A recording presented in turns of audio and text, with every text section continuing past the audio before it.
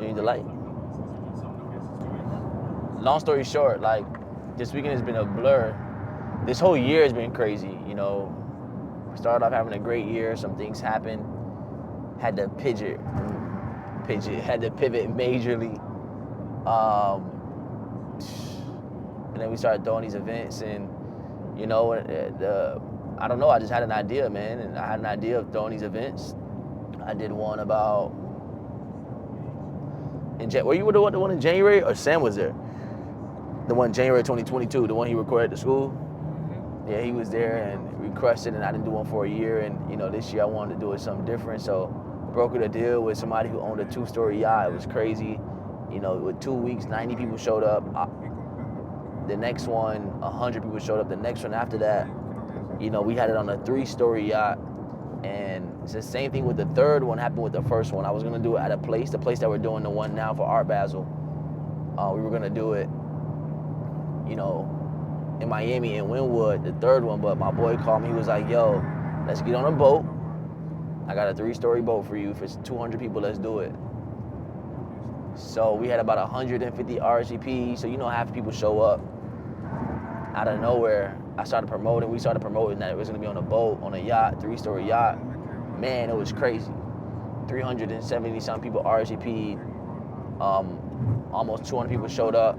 If it wasn't raining, we probably would have had to turn a whole bunch of people down because it wouldn't have fit everybody. And then, you know, Art Basel, I told myself that I would never do something during a weekend that's like touristy because I didn't want to rely on the tourists. But I said, you know what, let's do it. My boy at the spot, he was like, man, you should do it here. And I said, okay. I said, let's do it. And then, you know, right now we got over 1,400 RSVPs. You know, half of the people show up, that's 700 people. We're expecting an overflow of people that are just coming in and out.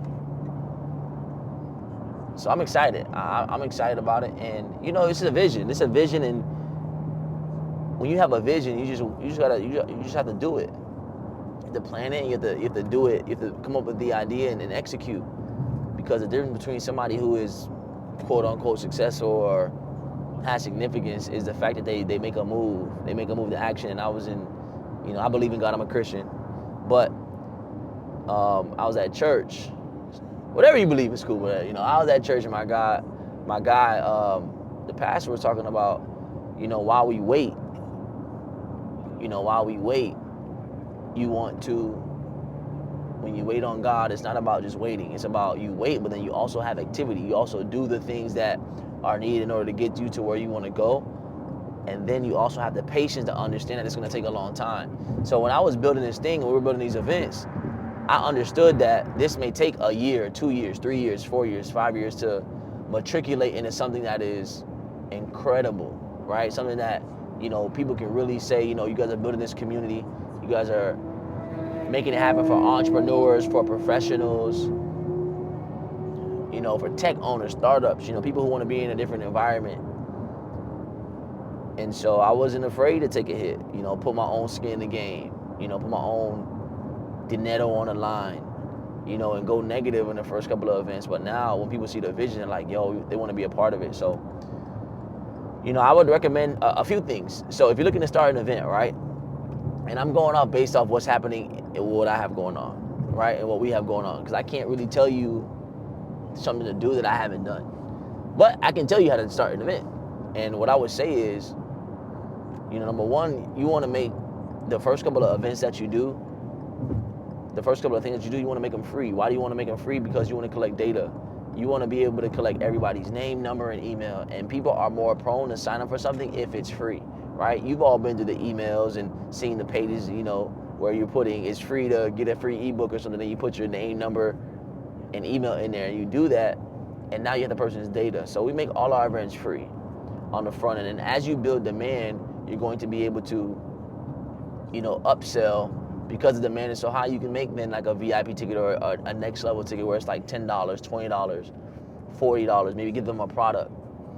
And then you just keep doing that. And when you start promoting your events, you want to include other people. So our events aren't speaker centric, right? So they don't revolve around somebody coming to speak, you coming to listen to somebody. That's not what it is. It's a networking event. We have speed networking. We have all these things. We build a community. We do interviews with the people that are inside our community. And we just grow like that. So you do the events and you become known for doing the events in whatever field that you're in. You could be a real estate agent. You could be a doctor. You could be a single mom. You could be a single dad. You could be a couple. You could do couples, networking events. You can be, real estate agent, business, whatever it is. You could be a nurse. You could be in the medical field. You could be an entrepreneur. You could be an influencer, right? And you're holding these meetings. And once you hold these events for 2 or 3 hours, you do it consistently, you start to build this community. And what I would do is even to get more content out, and what I started doing to get more content out to provide another level of value add to our community, what I started to do is I started to interview and have a discussion with the people just on Zoom inside of our community. And you put that information out because what happens? They're like, man, I was able to interview with this guy. He put it out. Now I have content. And then, they can go and chop the content up if they want to and so on and so forth. So it's incredible what we're doing. And, it's people ask me all the time, like, yo, Amari, what are your goals with this? Honestly, I don't have a final destination goal. But my goal is to continue to build the community, continue to build. What's up? Oh, you can leave that in there. Continue to build a community, continue to build the value add, continue to grow. I want people to come inside and outside of our community, leaving with a higher circle of reference, a higher level of confidence, a higher level of understanding that they can do something. They can start with nothing and do something. You got to start small. I don't believe in a baby learning how to run. No, the baby has to goo goo gaga, and then they gotta crawl, and then they gotta walk a little bit, and then they run, and they fall, and then you get them on a bike with the training wheels, and you take the training wheels off, and now they're able to ride. Then they're able to ride with no hands, and they can hold somebody on the back of the pegs. Same concept. You got to start somewhere, and then you got to just grow. So I'm excited, and whenever it comes out, it's gonna be lit. So let's go. That's it.